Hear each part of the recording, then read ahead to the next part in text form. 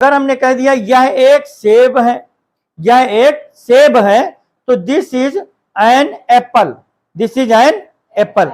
Apple के पहले N क्यों लगेगा? क्योंकि वावेल साउंड है। कौन सा साउंड है? Vowel sound. There are 5 vowels in English, there are 5 vowels in English, A E I O U. 2 semi vowel भी होते हैं, डब्ल्यू एंड वाई।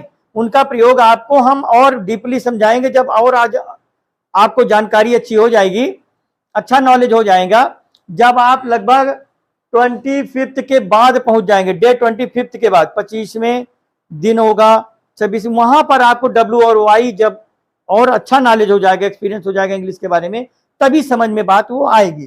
ठीक है, तो यहां पर अभी आपको जनरली इतना समझना है, नॉर्मली इतना आपके कॉन्सेप्ट में आ जानी चाहिए कि कॉन्सोनेंट साउंड मीन्स क्या होता है? ध्वनि, उच्चारण करने पर। अब देखिए यहां पर जैसे एग्जाम्पल में हमने यहां पे लिखा है, ये लिखा हुआ है एप्पल, क्या लिखा है ये?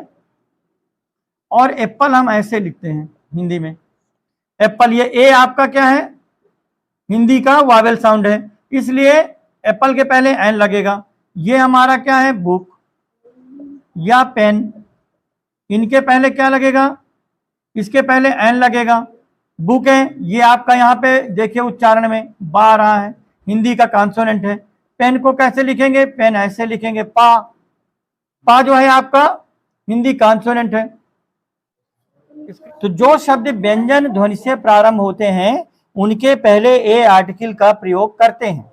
ठीक है, अभी हम आपको बहुत सारे एग्जाम्पल देंगे, बताएंगे, फिर इसके बाद आपको यूज भी करना है। ठीक है, तो यहां पर A is use before consonant sound. जो शब्द व्यंजन ध्वनि से प्रारंभ होते हैं उनके पहले हमें ए आर्टिकल का प्रयोग करते हैं, ए का। ठीक है, अब यहां पर हमको क्या लिखना है? इंडिफिनिट आर्टिकल में 2 होते हैं, ए एंड एन होता है। यहाँ पे एग्जाम्पल भी लिख लीजिए, आपको एग्जाम्पल्स लिख लो बेटा। ए आएगा a book,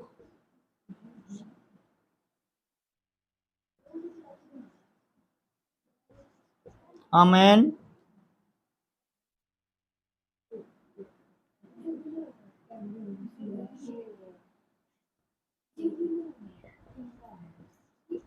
a chair। Book ये आपका कॉन्सोनेंट साउंड है, मैन में एम मा कॉन्सोनेंट साउंड है, चेयर में चा कॉन्सोनेंट हिंदी का साउंड है। तो इसके अनुसार आपको ए ही लगेगा। कंफर्म हो गया सबको?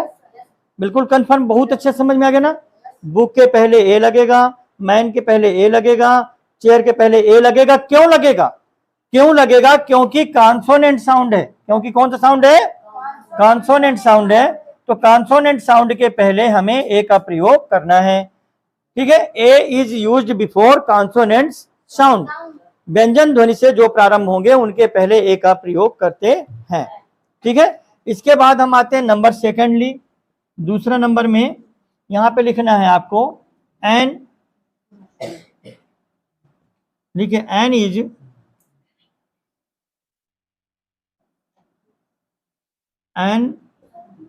एन इज यूज्ड, हाँ yes tell me, ask any question.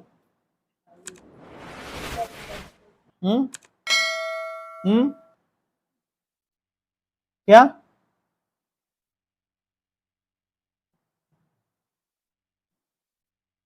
अच्छा डिस्टर्ब हो रहे हैं, माइक ऑफ कर ले बेटा वंदना, माइक ऑफ कर ले सभी बच्चे, माइक ऑफ रखें। Turn off your mic, turn off your mic, जल्दी माइक बंद करें। जितना आप इस तरह से डिस्टर्ब करेंगे हमें उतना ही आपका लॉस होगा। हम पढ़ा कम पाएंगे, समझा आपको कम पाएंगे, समझ में भी बात नहीं आएगा। इसलिए बहुत डिसिप्लिन के साथ, आपके पेरेंट्स भी बैठे हैं, अंकल आंटी बैठे हैं, एल्डर ब्रदर सिस्टर बैठे हुए हैं, तो इसका विशेष ध्यान दें, उनका रिस्पेक्ट करें। और आपके विद्यालय के प्रिंसिपल सीएमडी सर पढ़ा रहे हैं तो इसका विशेष ध्यान दें। आपकी आवाज आती है, सबकी आवाज भी हम पहचानते हैं, यहाँ सबका पूरा बायोडाटा भी है हमारे मोबाइल में, किसने ऑफ किया किसने ऑन किया सारी जानकारी होती है। ठीक है, इसलिए आपको बार बार ना कहना पड़े। An is used before, an is used before vowel sound.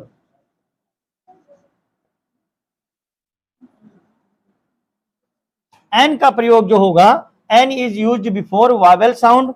An का प्रयोग, एन का जो यूज होता है, तो जो शब्द स्वर ध्वनि से प्रारंभ होते हैं, यहां पे लिखना है जो शब्द, वर्ड्स यानी शब्द, अंग्रेजी में हम कहते हैं वर्ड्स, अंग्रेजी में वर्ड्स, जो शब्द यानी वर्ड्स स्वर ध्वनि से,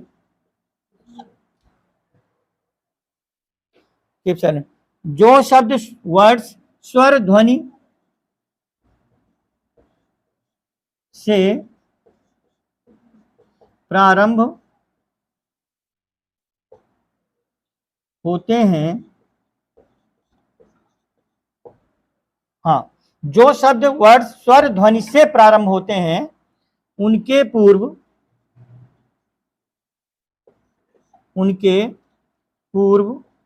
या पहले, उनके पूर्व एन आर्टिकल